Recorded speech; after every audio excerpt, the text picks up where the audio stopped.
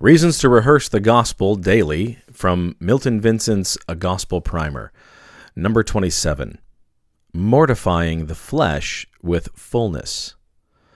Though saved, I am daily beset by a sinful flesh that always craves those things that are contrary to the Spirit.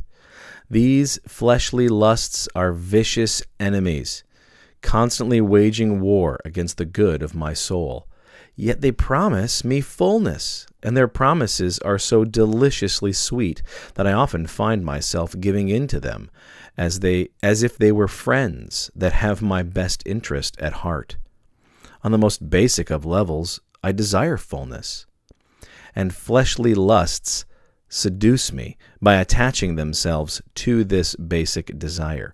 They exploit the empty spaces in me, and they promise that fullness will be mine if I give in to their demands.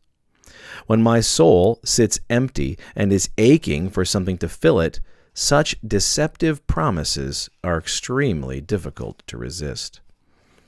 Consequently, the key to mortifying fleshly lusts is to eliminate the emptiness within me and replace it with fullness.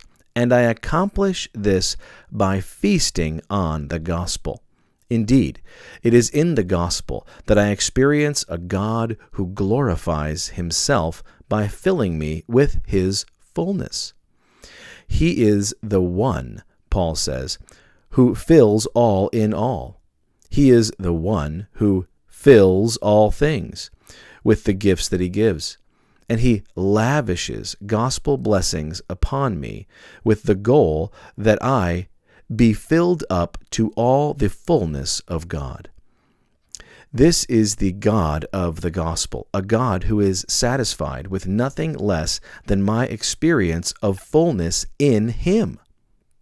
The first command God spoke in the garden was to eat freely. And with similar insistence, he says to me now, be filled. What happens to my appetites for sin when I am filled with the fullness of God in Christ? Jesus provides this answer. He who continually comes to me will never hunger or thirst again.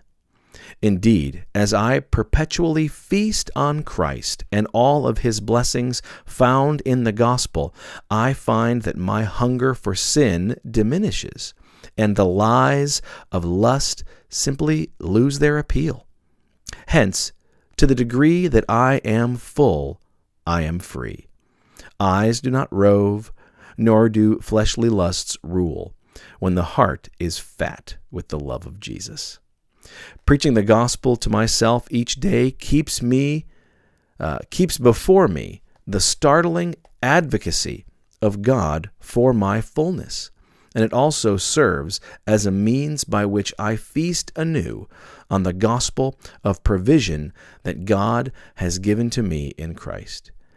Eating freely of such provision keeps me occupied with God's blessings, and also leaves me with a profoundly enjoyable sense of satisfaction in Jesus.